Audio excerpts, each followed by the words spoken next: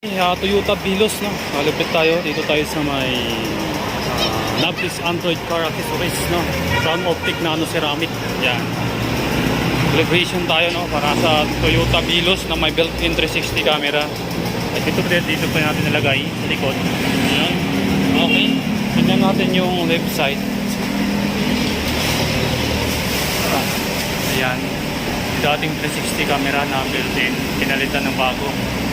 Ito sa front camera. So yung front camera niya dating built-in din yan. Papalitan ng aftermarket. Yan. 360 camera.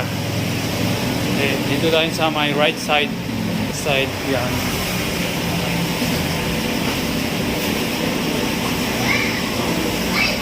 Tapos tingnan natin yung interface niya. Yung Toyota Vilos.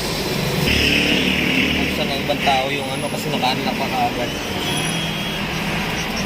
Dito ka na, sir. Di mo na lang po. Okay, ayan. Toyota Vilos 2024 model. Mga 360 camera tapos na mag-calibrate.